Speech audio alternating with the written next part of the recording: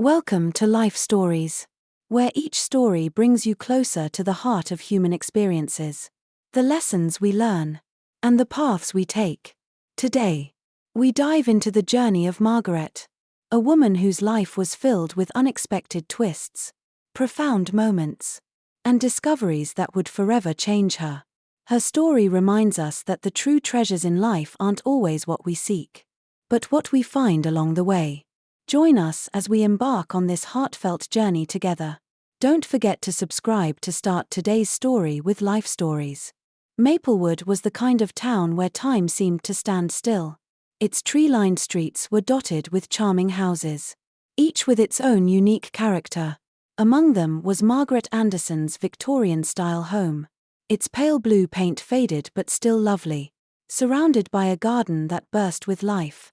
Roses, daisies, and marigolds bloomed in harmonious chaos, a testament to Margaret's green thumb. Her garden was the envy of the neighborhood, but it was also her sanctuary. At 75 years old, Margaret had lived in that house for most of her life. It was here that she and Charles had built their life together, raised their children, and shared countless moments of joy. But now, the house felt too large, too empty. Margaret's days unfolded in quiet repetition, each one blending into the next. Mornings began early, a habit she had never outgrown from the years when she woke at dawn to prepare breakfast for her family. Now, her mornings were simpler: a bowl of oatmeal, a cup of tea, and the comforting tick of the grandfather clock in the hallway. She often sat by the bay window, wrapped in a crocheted blanket regardless of the season, watching the world go by. Children on bicycles, joggers with their dogs, couples walking hand in hand, all reminded her of a time when her life was just as vibrant. Inside, the house bore witness to decades of memories. Every piece of antique furniture, every photograph on the walls, carried a story. The grand piano in the living room, silent and dust-covered now, once filled the house with music when Charles played on lazy Sunday afternoons. The photographs, sepia-toned and black and white, captured milestones: birthdays, weddings, holidays, and moments of unremarkable joy. Margaret often picked up a silver-framed photograph on the side table, a family portrait from her 60th birthday. It was the last time they had all been together. In the photo, Charles stood tall and proud, his salt and pepper hair framing his kind eyes. Their children, David and Emily, flanked them, their youthful faces beaming with happiness. Margaret would trace her finger over Charles's face and whisper, "Oh, Charles, how different things are now. How I wish you were here to see what's become of our family." Charles had passed away unexpectedly the year after that photo was taken. His absence left a chasm in Margaret's life, one that her children's gradual drift away only deepened. David and Emily, once so close, now seemed like distant strangers. They lived busy lives in the city, filled with work and families of their own. Margaret understood they were adults, navigating their own challenges, but understanding did little to ease the ache in her heart. Her days followed a predictable rhythm. After breakfast, she would tend to her garden. Among the flowers, she felt closer to her memories. Each plant held significance: the rose bush Charles had given her on their 40th anniversary, the daisies Emily had helped her plant as a child, and the tomato vines David had once insisted they grow together. As she pruned and watered, she could almost hear their laughter, the echoes of a life now distant. Afternoons were spent alternating between reading dog-eared novels and gazing out the window. Sometimes, she would pick up the phone, her fingers hovering over the numbers she knew by heart. But more often than not, she would set the receiver back down, unwilling to disturb their busy lives or risk another brief, distracted conversation. They have their own lives now, she would tell herself. It's only natural for children to grow apart from their parents. Yet no amount of rationalizing could diminish the loneliness that settled over her like a persistent fog. Evenings were quiet, sometimes unbearably so. She would prepare a simple dinner: a bowl of soup, a small salad, and sit alone at the dining table. The clink of her spoon against the bowl echoed in the empty room, a stark reminder of the laughter and chatter that once filled the space. Before bed, she would always pause in front of the family portrait and say softly, "Good night, my love. Perhaps tomorrow will be the day they come home." Margaret's nights were often filled with dreams of the past. In her dreams, the house came alive again. She could hear David and Emily's laughter as they played in the yard, feel the warmth of Charles's hand in hers as they shared quiet moments on the porch. But morning always came, and with it, the same quiet house, the same empty rooms. Despite the loneliness, Margaret clung to hope. She was a woman who had known great love and great loss, and she believed that love, no matter how distant it seemed, could find its way back. Yet that hope was fragile, tested daily by the silence of her life. Then, one crisp autumn morning, the silence was broken by the sharp ring of the telephone. Startled, Margaret hurried to answer it, her heart racing with a mix of hope and apprehension. "Hello," she said, her voice trembling. "Mom, it's me, David." The sound of her son's voice, so familiar yet unheard for so long, sent a jolt through her. She gripped the phone tightly, as if afraid it might vanish. "David, oh, my dear boy. It's so wonderful to hear your voice. It's been so long. How are you? How's Emily?" There was a pause, barely perceptible, before David replied. "We're doing okay, Mom. Listen, Emily and I have been talking. We miss you, and we think it's time we visited. What do you think?" Margaret's heart soared. A visit. Her children were coming home. She could hardly contain her excitement. "Oh, David. That would be wonderful. When? How long can you stay? There's so much to catch up on. We're thinking of this weekend. If that's all right with you," he said, his tone measured. "We'll stay for a couple of days. There's something we'd like to discuss with you as well." Margaret, too overjoyed to dwell on his hesitation, replied quickly, "This weekend is perfect. I'll prepare your rooms and cook all your favorites. I can't wait to see you both." As she hung up the phone, Margaret felt a vitality she hadn't experienced in years.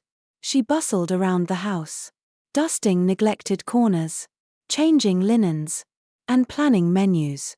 For the first time in what felt like forever, she had a spring in her step and a genuine smile on her face. The days leading up to the weekend crawled by, her anticipation mounting with each passing hour. She ventured out to the market, buying ingredients for David's favorite pot roast and Emily's beloved apple pie. The neighbors, surprised to see Margaret out and about, noted the change in her demeanor with curiosity and quiet approval. Finally, the day arrived. As Margaret stood at the window, watching a sleek black car pull into the driveway, her heart pounded with both excitement and nervousness. This was the moment she had been waiting for. Her family was finally coming home. She could only hope that it would be the beginning of something new, something better. As the sleek black car pulled into the driveway, Margaret's hands trembled with a mixture of excitement and nervousness. She smoothed the front of her dress, taking a deep breath to steady herself. When David and Emily emerged from the car, Margaret's heart leapt. Though older now, their faces still bore traces of the children she had lovingly raised. David, in his late 40s, had grown stockier, his hair peppered with grey. Emily, always slim and poised, now had faint lines around her eyes that spoke of the years that had passed. Margaret flung open the door before they could knock, enveloping first David and then Emily in tight embraces. Tears streamed down her face as she whispered, "Oh, my darlings. How I've missed you." "Hi, Mom," Emily said softly, her voice muffled against Margaret's shoulder. "It's good to see you." David patted Margaret's back awkwardly. "You're looking well, Mom. The house looks just the same as I remember." Margaret chose to ignore the faint note of criticism in David's tone. Instead, she stepped back, beaming. "Come in. Come in. I've made all your favorites, you must be hungry after your journey. As they settled into the living room, Margaret felt a familiar warmth fill her heart. It was as though the years of distance had melted away. She busied herself serving tea and cookies, eager to bridge the gap of time.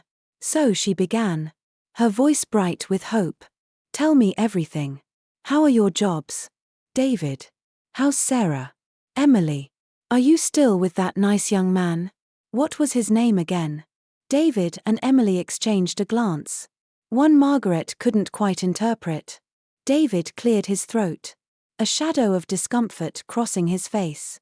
I thought I mentioned it. Sarah and I separated last year. Margaret's face fell. Oh, David. I'm so sorry. No, you never told me. Emily jumped in, her tone brisk, as if to deflect from the awkward moment. And I'm not seeing anyone. Mom. Work keeps me too busy for relationships. Margaret tried to conceal her disappointment. It pained her to realize how much of their lives had unfolded without her knowledge. Struggling to think of a way to reignite the conversation, she forced brightness into her voice. Well, why don't we move to the dining room? The pot roast should be ready.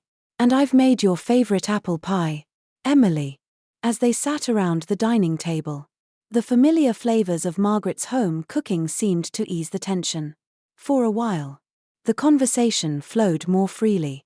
David spoke of his work as a financial advisor, and Emily shared stories of her recent promotion at her marketing firm. Margaret drank in every word, savoring the glimpse into their worlds. But dessert had barely been finished when David cleared his throat again, sharing another loaded glance with Emily. Mom, he began carefully, there's something we wanted to talk to you about. Margaret's heart quickened. Yes. Dear. David's words came slowly, as though he were choosing them with great care. Emily and I have been talking, and we're worried about you living all alone in this big house.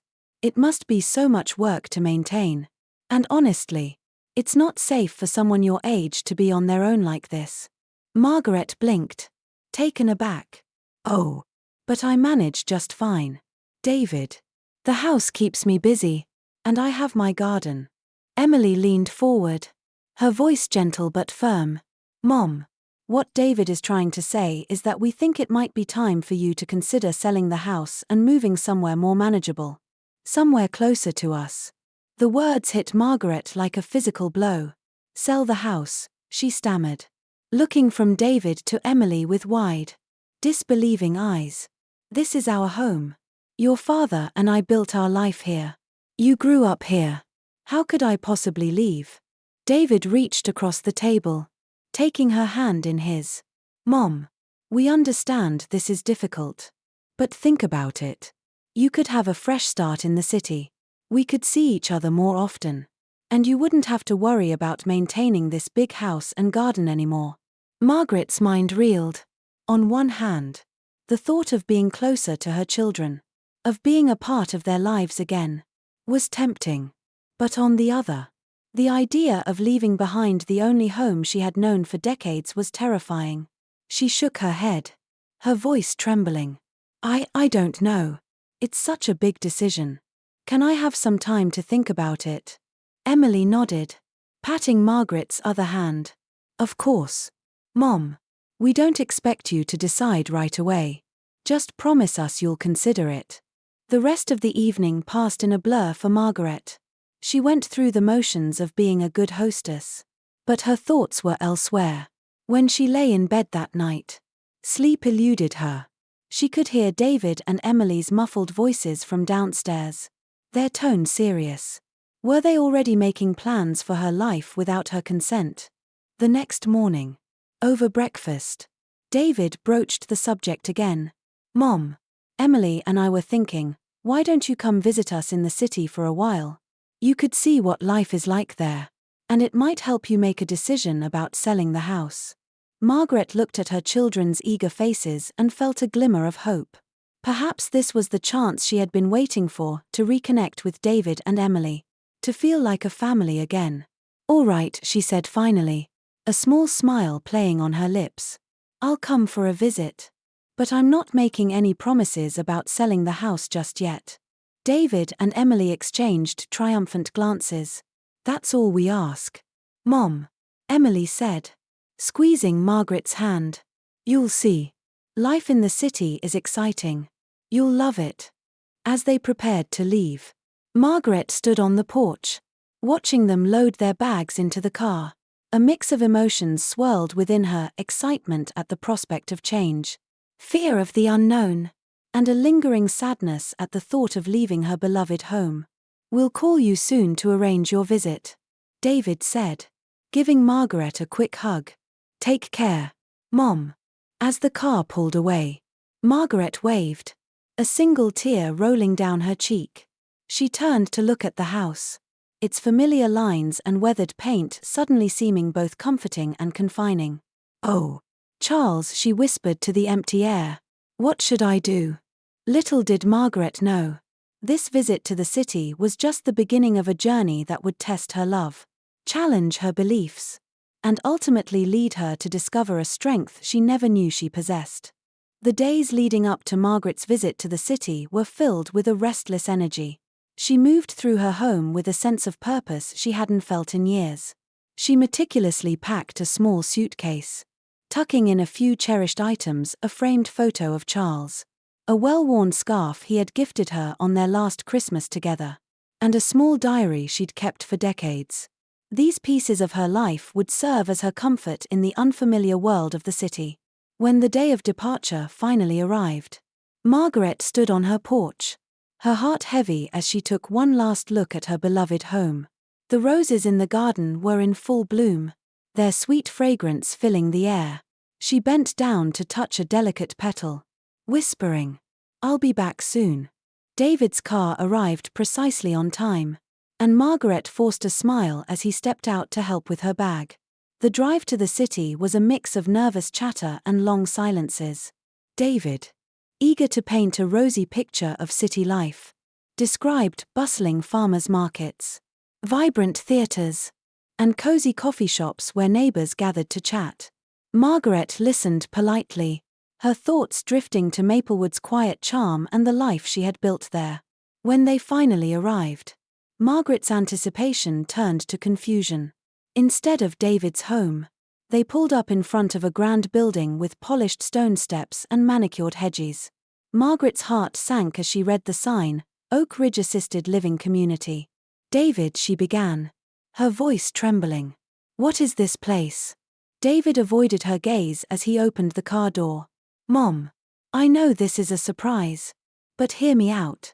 Emily and I think this is the best option for you. Oak Ridge is a top-notch facility. You'll have everything you need: care, activities, even friends your own age." Margaret stared at him, her disbelief turning to anger. "You lied to me," she said, her voice rising. "You told me I'd be staying with you. This isn't a visit. It's an ambush. Mom, please." David pleaded. "Emily and I only want what's best for you. This house is too big for you to manage. And Maplewood is so isolated. At Oak Ridge, you'll have people looking out for you." But Margaret wasn't listening. Her hands trembled as she clutched the doorframe, refusing to step inside. "You're selling my home, aren't you?" she accused, her voice breaking.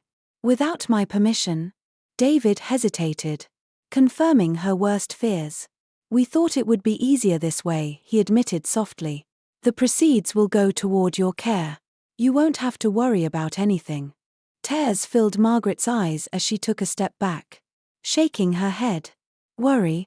You've taken everything from me: my home, my memories, my independence. And for what? So you don't have to feel guilty." Before David could respond, Margaret turned on her heel and began walking back toward the main road. "Mom, wait," David called, hurrying after her. "You don't even know where you're going." "I know where I'm going," Margaret snapped, her voice steelier than she thought possible. "I'm going home." With tears blurring her vision, Margaret hailed a taxi and gave the driver her address in Maplewood. She stared out the window as the city's towering skyscrapers gave way to suburban streets. the knot in her chest tightening with each passing mile. When they arrived, Margaret was relieved to see her house still standing, untouched. No for sale sign marred the front lawn, and her garden remained vibrant and alive. Home. Sweet home, she murmured as she stepped out of the cab. Inside, the house greeted her with silence. But for the first time, it didn't feel lonely. It felt like refuge. Margaret dropped her suitcase by the door and sank into her favorite armchair by the bay window. Exhaustion weighed on her, but her mind was racing. 4 days. She moved through the house in a haze. The betrayal lingered. A sharp ache she couldn't shake. David and Emily had always been practical. But this was something she couldn't forgive so easily. Seeking solace, Margaret retreated to the attic, a space she hadn't visited in years. The musty air and dim light wrapped around her as she sifted through old trunks and boxes. It was there, amidst the dust and forgotten treasures, that her fingers brushed against something unexpected, a leather-bound journal. It was Charles's handwriting on the cover, instantly recognizable. With trembling hands, Margaret opened the journal. Tucked inside was a folded letter. She unfolded it, her heart pounding as she read the words. "My dearest Margaret," the letter began. "If you're reading this, I'm gone. And there's something I need to tell you." Charles's confession unraveled before her, detailing a secret he had carried for decades.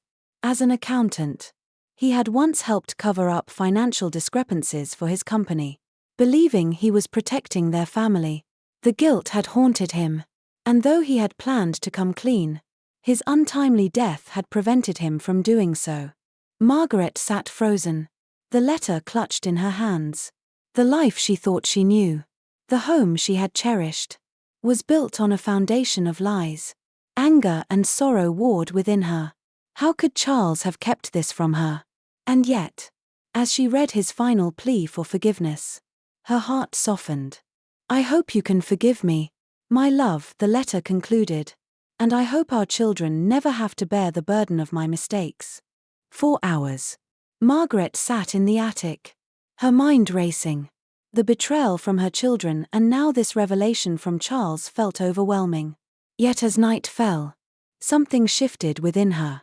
She realized she couldn't change the past, but she could choose how to move forward. Charles's secret, like David and Emily's actions, was a reminder of human frailty. People made mistakes, some out of fear, others out of misguided love. Margaret resolved not to let anger consume her.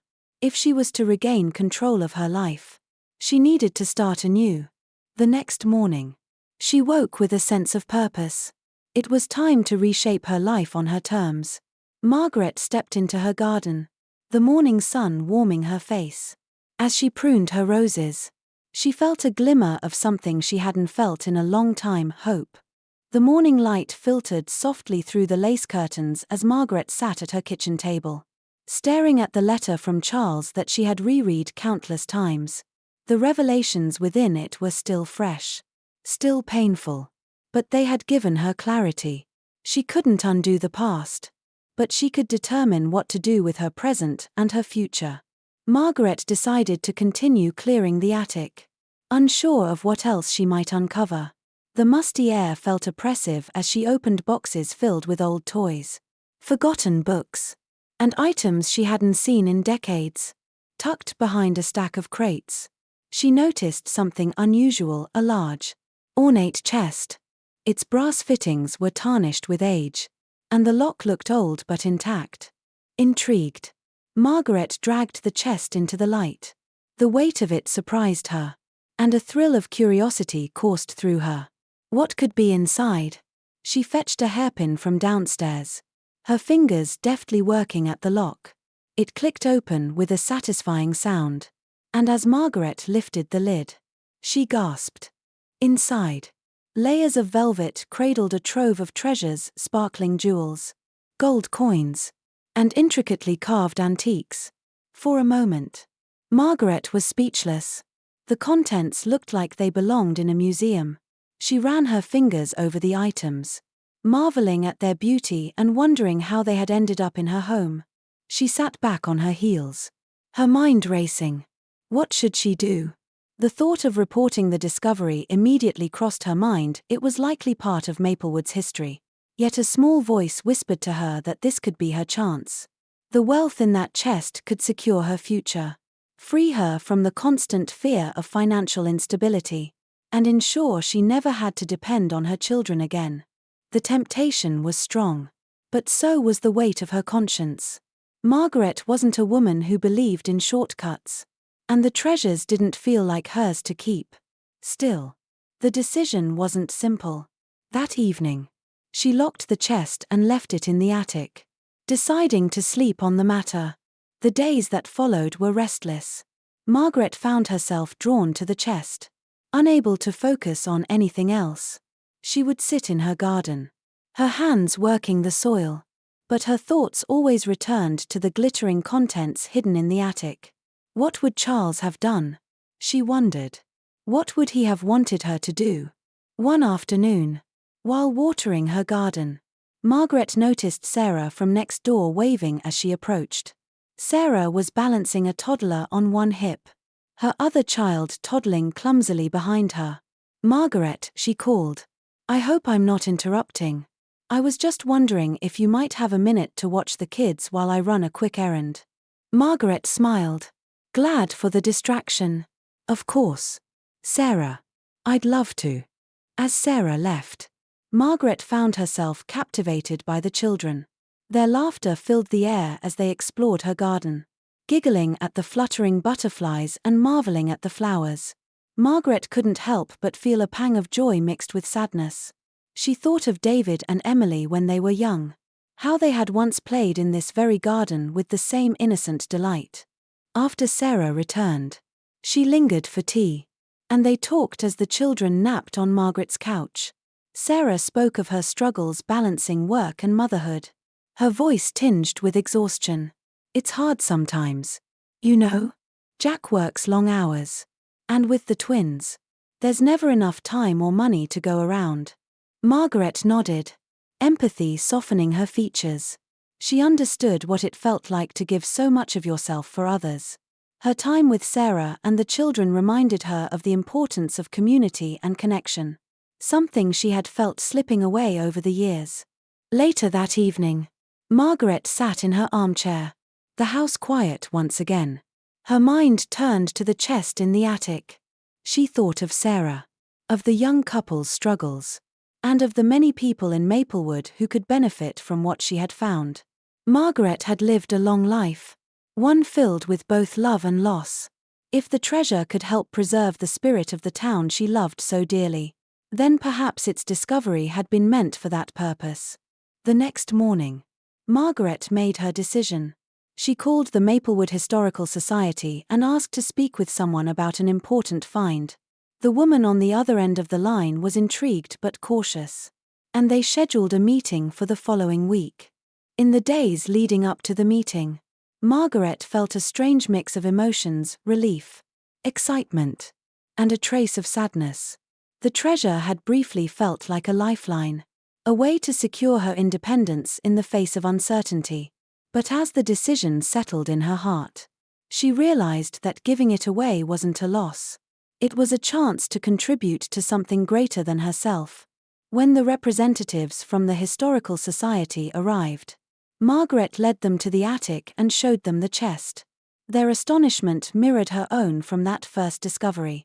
They carefully examined the contents, documenting everything and assuring Margaret that the artifacts would be preserved and displayed with the reverence they deserved.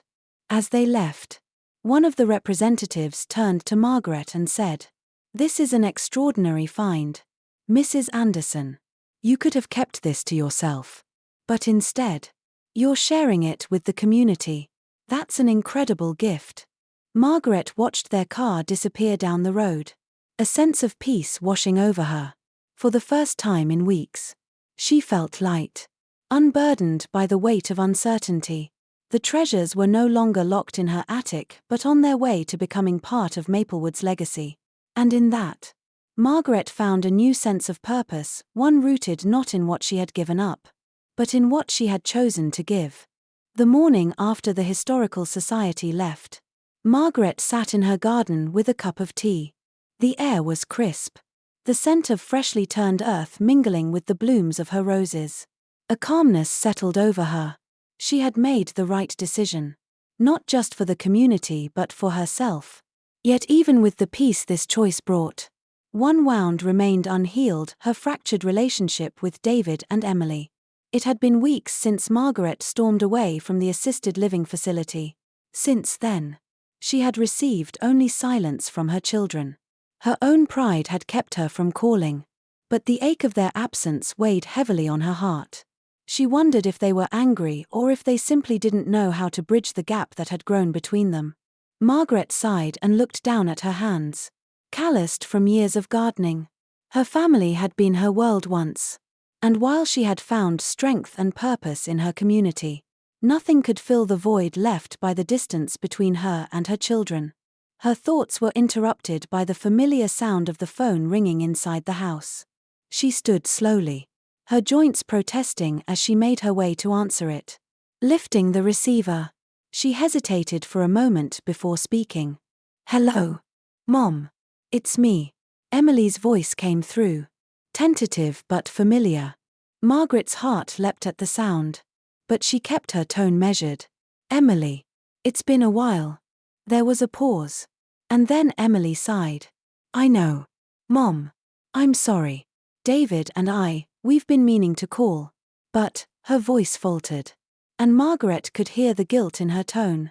"Go on," Margaret said softly, giving her daughter space to speak. "We've been talking, Mom, about everything. About what we did. It was wrong, and I don't know if we can ever make it up to you. But we want to try." Margaret felt tears prick her eyes. "Emily, I've been waiting for this call. I've missed you both more than you can imagine." "We've missed you too," Emily admitted, her voice breaking. "David and I want to come visit if you'll have us." Margaret smiled through her tears. "Of course, my dear. You're always welcome here." The call ended with promises of a visit that weekend, and for the first time in weeks, Margaret felt the hope of reconciliation blooming in her heart. When the weekend arrived, Margaret busied herself preparing the house. She cleaned the already immaculate living room, dusted the family photographs, and even baked Emily's favorite apple pie. By the time David and Emily arrived, she was waiting on the porch, her hands clasped tightly to still their trembling. David stepped out of the car first, looking hesitant but relieved to see her. "Mom," he said simply, his voice filled with emotion. Margaret didn't wait for him to say more. She wrapped her arms around him, holding him tightly. "It's good to see you, David," she whispered. Emily joined them moments later, her own embrace just as heartfelt. "I'm so sorry, Mom," she said. "We should have listened to you. Let's not dwell on the past," Margaret said gently, stepping back to look at them both. "You're here now, and that's what matters." Inside, the atmosphere was tentative but warm. Over tea and pie, they began to talk, truly talk, for the first time in years. David shared his struggles balancing work and his separation from Sarah, while Emily opened up about feeling lost despite her career success. Margaret listened with an open heart, offering the wisdom that only years of experience could provide. As the conversation turned to Margaret's life, she spoke of her decision to donate the treasure to the Historical Society and the friendships she had formed in Maplewood. David and Emily listened in awe, their admiration for their mother growing with every word. "Mom," David said, shaking his head, "you've done so much on your own. I don't think I ever realized just how strong you are." Margaret reached across the table to take his hand. "I've had to be strong, David. But that doesn't mean I didn't need you. I still do." Emily nodded, tears in her eyes. "We need you too, Mom. And we want to make things right." By the end of the evening, the walls that had stood between them for so long began to crumble. Margaret felt lighter, as though a weight had been lifted from her chest. Her children weren't perfect, And neither was she. But they were willing to try. And that was enough. As David and Emily prepared to leave the next day, they promised to visit more often. And Margaret believed them. Standing on the porch, she waved as they drove away, a small but genuine smile on her face. The journey of healing would take time, but for the first time in years, she felt that they were on the right path. Later that evening, Margaret sat by the fire, reflecting on the weekend. She thought of Charles's letter and the secret he had carried. His mistakes had been born out of love, just as her children's had been. Life was messy, filled with missteps and misunderstandings. But it was also filled with second chances. Margaret resolved to embrace this one, not just for herself but for the family she still cherished. As the fire crackled and the room grew quiet, Margaret whispered a silent thank you to Charles. His words had reminded her of the resilience of love and the importance of forgiveness. For the first time in a long while, she felt at peace. Margaret woke the next morning feeling lighter than she had in years. The rekindling of her relationship with David and Emily was like a balm for her heart. And the knowledge that the treasure was now in the hands of the Maplewood Historical Society filled her with a sense of purpose. It was as though the threads of her life, once tangled and frayed, were slowly being woven into a stronger, more meaningful tapestry. The weeks that followed were busy and fulfilling. Margaret became a frequent visitor to the Historical Society, helping catalogue the items from the treasure she had discovered.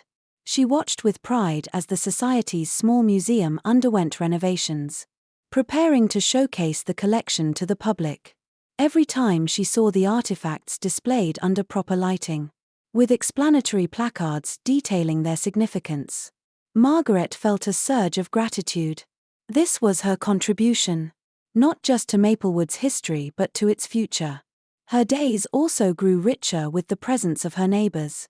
Sarah and Jack, the young couple next door, had become like family to her. Their twins, Ava and Ben, were constant visitors, their laughter filling Margaret's home with an energy she hadn't realized she missed. Ava loved helping Margaret in the garden, her small hands carefully watering the roses, while Ben was fascinated by the old books and trinkets Margaret kept in her study. One sunny afternoon, Sarah stopped by with a batch of cookies. "Margaret," she began, her voice hesitant, "Jack and I have been thinking. We want to start a small daycare center.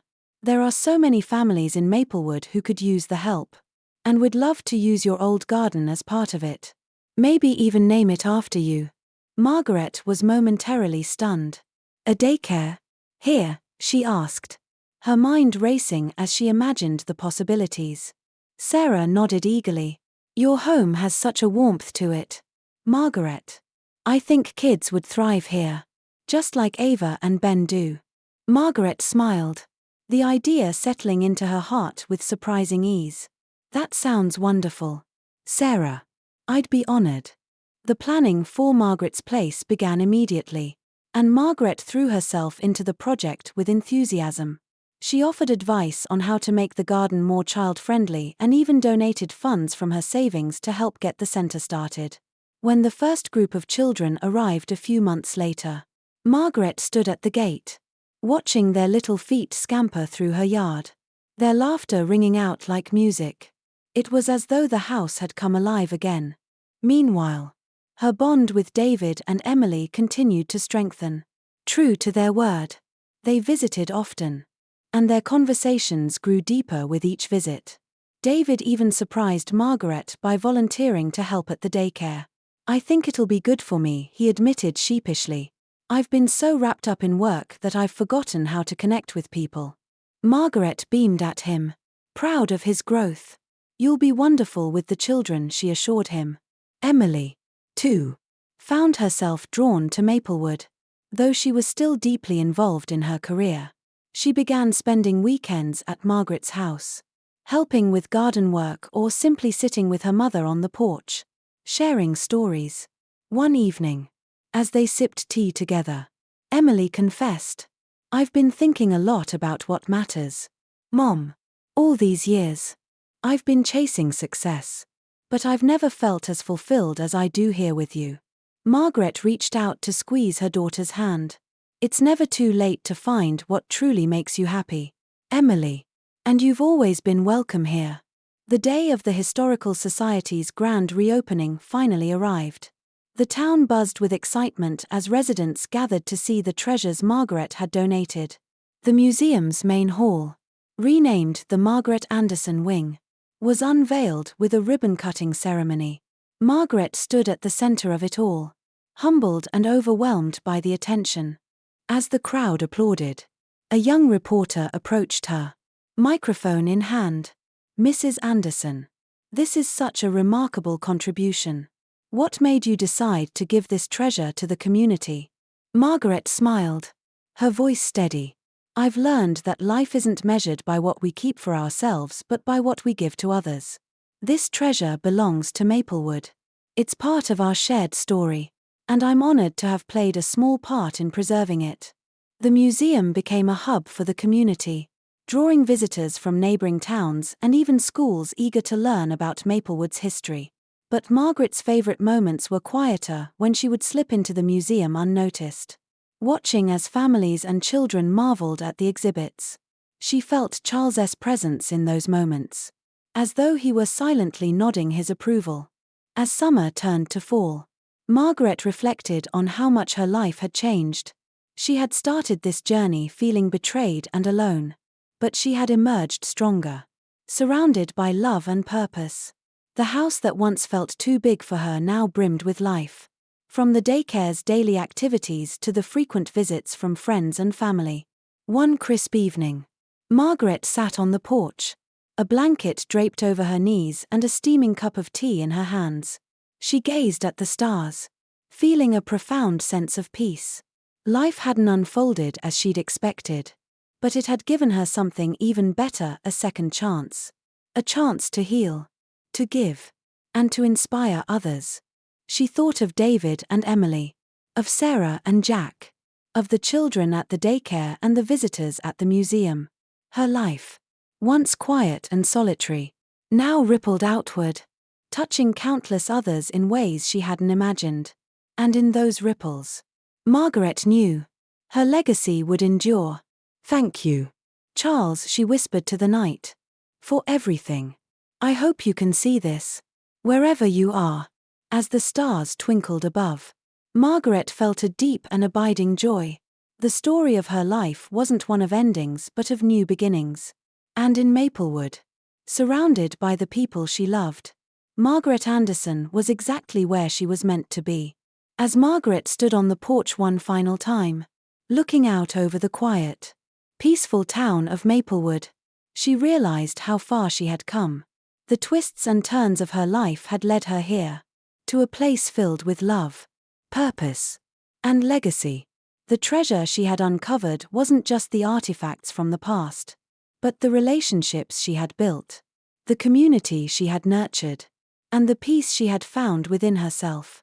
She knew now that life wasn't about seeking perfection, but about embracing the imperfections and finding beauty in them. With each passing day, she had discovered the true treasure: connections that transcended time, family, and memories that would last forever. And as the sun set, casting a warm golden light across her garden, Margaret smiled. She had found her place, her peace, and her purpose.